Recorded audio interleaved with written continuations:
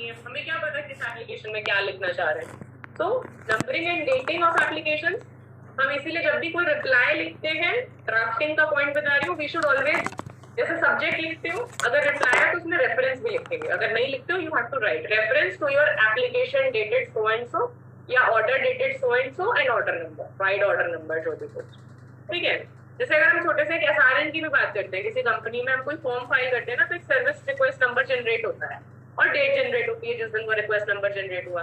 तो जब भी हम उस एसआरएन की बात किसी डिपार्टमेंट में करेंगे, हम जाएंगे ना कि सर हमारे ऊपर ये क्वेरी आ गई, मैं बहुत फनी चीज बताऊंगी, क्वेरी आई आज मेरे पास, बहुत ही फनी चीज है, तो हम उसको ऐसे ही रेफर करेंगे with respect to this and this company for this and this matter, ठीक है। सेक्शन वेक्शन बताने की जरूरत नहीं, इतना वो पढ़ा लिखा होता है, बट इस कंपनी के तो बहुत सारे मैटर्स चल रहे हैं, तो vide SRN to SRN dated for, so that is the importance of numbering and dating.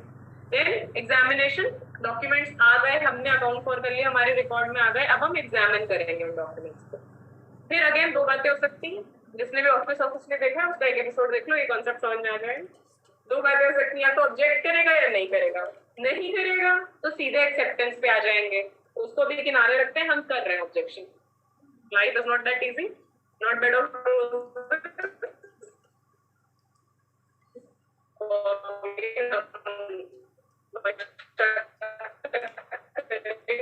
Objection है तभी कम्युनिकेट होगा, ठीक है। अब उस ऑब्जेक्शन के ऊपर कोई अगेन दो बातें होंगी, या तो हम उस ऑब्जेक्शन का कंप्लायंस कर देंगे, हमें प्रॉब्लम थी जिस चीज की वो हमने कंप्लायंस कर दी, एप्लीकेंट ने कंप्लायंस कर दी, ठीक है, या नॉन कंप्लायंस कर देगा, नॉन कंप्लायंस कर देगा अबैंडन हो जाएगी, बिकॉज मैंने कोई रिस्पॉन्स ही नहीं किया, जो रिस्पॉन्स किया वो सेटिस्फैक्टरी नहीं था, तो अल्टीमेटली क्या होगा, डिस्पोज ऑफ कर देंगे, एप्लीकेशन ओपन तो नहीं छोड़ सकते, ठीक है। डन, कम्युनिकेशन कर दिया, कम्युनिकेशन अगेन दो बातें होंगी, कंप्लायंस कर दिया, या हमने बोला सर बुला लो हम ऐसे नहीं समझा पाएंगे, तो हियरिंग इफ ऑब्जेक्शन इज या कंटेस्ट इज और आर कंटेस्टेड, ठीक है।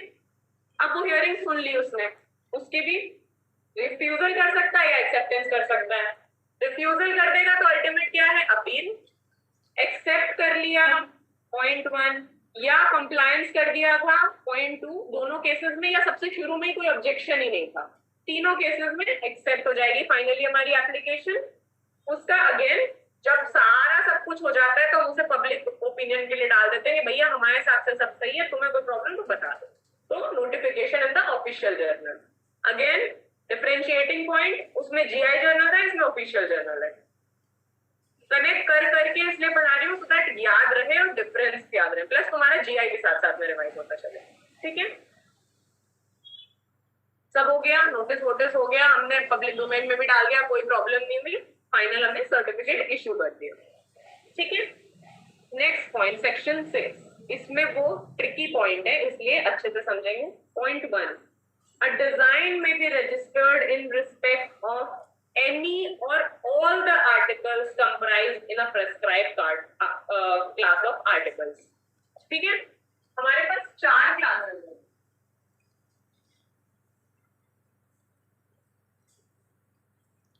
सबसे पहले तो हम सब क्लास में नहीं करा सकते रजिस्टर, हम क्लास को आइडेंटिफाई करके गए कंट्रोलर के पास, हमने कहा हमारा इसमें रजिस्टर होगा, ठीक है। कंट्रोलर को समझ में आ गई, आप सही कह रहे हो, आप इसी में होगा। अब हमारे पास क्या है, इसके भी 2.1 2.2 2.3 article,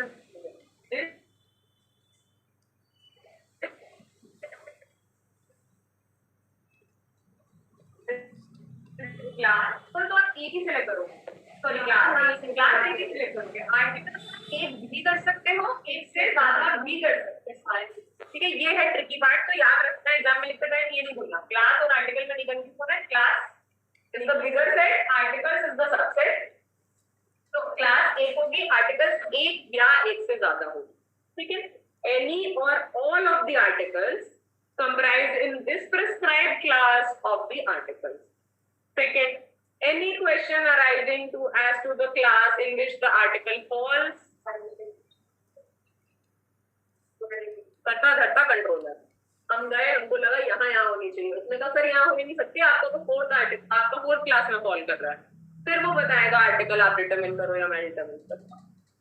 Third, where a design has been registered in respect of any article comprised in the class of articles, इसमें करा लीजिए, Then the application of the proprietor of the design to register it in respect of some one or more other articles compliant in this class. इसमें या इसमें shall not be refused. बहुत common sense की बात है. जब हम शुरू में ही कह रहे हैं कि आर्टिकल्स एक, दो या एक से ज्यादा या सारों में करा सकते हो, ठीक है. शुरू में हमने सिर्फ, हमको लगा सिर्फ इसी में हो रहा है, हमने करा ली रजिस्टर. बाद में हम कहे कि सर नहीं इसमें भी कर दो, इसमें भी कर दो, तो वो रिफ्यूज नहीं कर सकता कि आपने इसमें करा रहे. हम सेम क्लास में ही तो करा रहे. कॉमन सेंस अलाउड है. अब किस ग्राउंड पे वो इनवैलिडेट नहीं कर सकता इन दोनों में रजिस्टर करने के लिए? पहला, ये डिजाइन नहीं है. यहाँ हमने रजिस्टर करा ली थी, यहाँ कराने पहुंचे, ये नहीं कह सकता कि सर यहाँ ऑलरेडी रजिस्टर्ड है, अब ये और ये में नहीं चाहिए हमें. मेरी तो है सर, न्यू ही है, that will also be considered as new. ठीक है. तो अगर यहाँ मैंने रजिस्टर कराई है तो यहाँ पे इस ग्राउंड पे रिफ्यूज नहीं कर सकता वो कि नहीं है. दूसरा, ऐसा कोई भी, अगेन वो पॉइंट्स थे ना शुरू में कि ऑब्सीन तो छोड़ ही दो. अगर ऑब्सीन रजिस्टर नहीं होगा, ठीक है. आपने ये जो है ना, ये उस स्थान में यूज कर लिया, प्रीवियसली कहीं और यूज हो, उस ग्राउंड पे भी मना नहीं कर सकते. कहीं और यूज करिए, मैं नहीं करी है सर, सेम क्लास में दोबारा मांग रहे, ठीक है. तो हम दोबारा उसमें अप्लाई कर सकते हैं. यहाँ पे है, it may be noted that such subsequent registration, बीच में ही आ गया, ठीक है, shall not extend the period of copyright in the design beyond that arising from previous registration. ये ट्रेडमार्क वाले सेक्शन से कनेक्टेड है. अगर हमने इसको कॉपीराइट किया हुआ है डिजाइन को, अगेन बेकार का मतलब, इसके अगर एक डेट है ऑफ एक्सपायरी, हमने रजिस्टर कर रखा है, तो हमने अगर आज इसको डिजाइन एक्ट में करा लिया था रजिस्टर, ये वाली डेट हमारी एक्सटेंड नहीं करता है इसको, ठीक है. हमने इस डिजाइन का कॉपीराइट ले रखा था, 3 साल पहले ले लिया था, ठीक है, कॉपीराइट ले रखा. डिजाइन का तो नहीं, इस डिजाइन का कॉपीराइट ले रखा था, ठीक है. तो आपने अगर अपने डिजाइन एक्ट में रजिस्टर करा रही हूँ, ये वाली डेट एक्सटेंड नहीं होगी. बहुत सिंपल सी चीज है, बट लर्न करने वाली चीज है. हाँ, कॉपीराइट की डेट एक्सटेंड नहीं होगी. वो डिजाइन एक्ट भी चलेगी. कॉपीराइट का प्रोटेक्शन जिस दिन खत्म हो रहा है उस दिन खत्म हो जाएगा. ये नहीं कह सकते हम कि हमने डिजाइन में बाद में रिन्यू कराई थी तो ये उसी में कंटिन्यूएशन होगी. दो अलग अलग एक्ट, दो अलग अलग powers. So again, it may be noted that such subsequent registration, इसीलिए कह रही हूँ ये पहले हुई थी कॉपीराइट वाली, ये बाद में हुई है.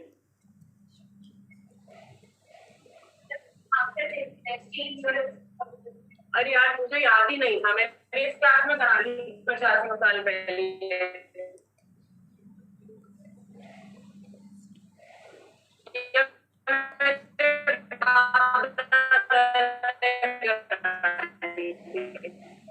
है ना, मिनिमम तो साल बन सकता है.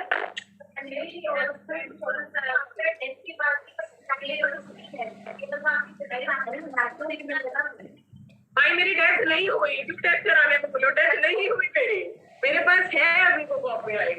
मैं बाद में करा डिजाइन एक्ट में, और वो भी मान लो मैंने इसमें भी करा लिया था. जब मैंने कॉपीराइट लिया था मैंने 2.1 आर्टिकल में करा लिया था डिजाइन एक्ट में.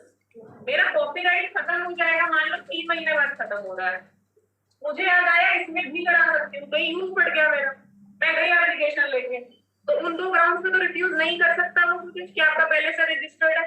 रिफ्यूज नहीं कर सकता तो ऑब्वियसली एप्लीकेशन अप्रूव करेगा. अप्रूव करने से ये टाइमलाइन एक्सटेंड नहीं होती, ये कह रहा है. Maximum is not the only section, ठीक है ना भाई. कंपनीज एक्ट पढ़ रहे हो, ऑडिटर के अपॉइंटमेंट वाला क्लियर है ना कॉन्सेप्ट. ये इस तरह की बात सुन के मुझे डाउट हो रहा है. ऑडिटर अपॉइंटमेंट नहीं पढ़ा है, अभी फिर कंफ्यूज करूंगी मैं भी. जो पढ़ाएगा वो बताएगा.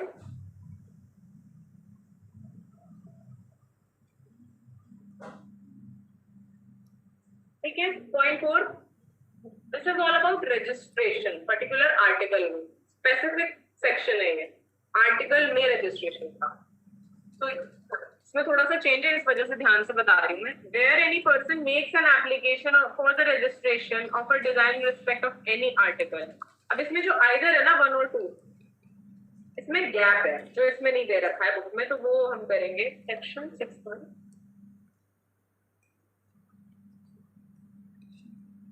Section 6 says, point 4, where any person makes an application for registration of a design in respect of any article। पहली चीज, या तो किसी के पास ऑलरेडी इसका राइट था,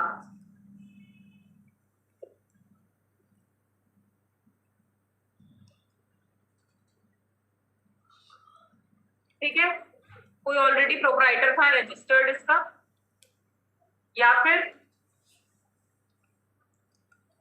अगेन ऑलरेडी कहीं पब्लिश्ड था, मतलब ऑलरेडी पब्लिक डोमेन में था,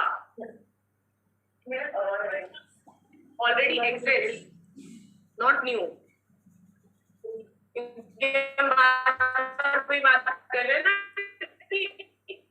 आगे का प्रोसेस तो तब होगा रजिस्ट्रेशन का जब पहला रजिस्ट्रेशन हो चुका होगा। तो पहला तो ऑप्शन वाले केस में तो हो ही नहीं सकता, या कॉन्ट्रेरी टू लॉ वाले में नहीं हो सकता, इन्हीं दोनों केसेस में ऑलरेडी रजिस्ट्रेशन होगा। तो सेक्शन 4 में जहां देयर ऑफ लिखा है ना आपके मॉड्यूल में, page number 505, fourth section, B subsection, third line, identity thereof, उसके बाद कॉमा करके वो पैरा चेंज है,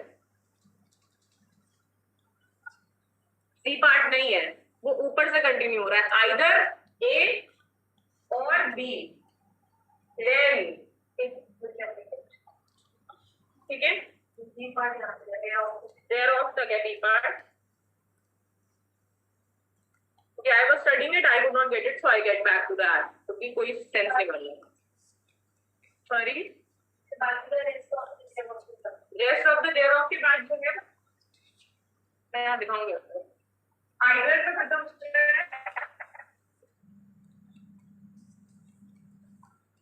आइदर दिस और दैट, ये जाएगा आपका देयर ऑफ, फिर इसका कंटिन्यूएशन है, देन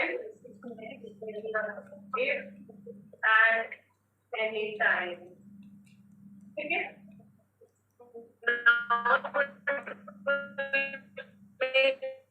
सेंस टू यू जब आप पढ़ो,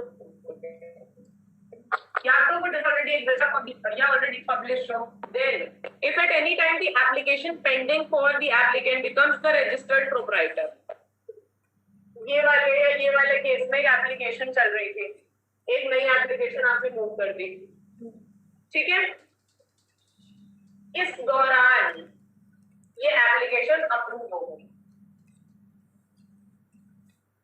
ठीक है, एक पर्टिकुलर आर्टिकल में, इसीलिए बार बार ये बात कर रही हूँ, क्लास में तो हो चुकी थी, दूसरा आर्टिकल में जब कर रहे हैं उसकी बात चल रही है। तो इसका सिर्फ इफेक्ट बताया है इसमें, this is a very confusing language, इसलिए बहुत ज्यादा दिमाग लगाना, इसमें सिर्फ इफेक्ट ये बताया है कि अगर आज की डेट में अप्रूव हो गई तो ये ओरिजिनल अप्रूवल माना जाए।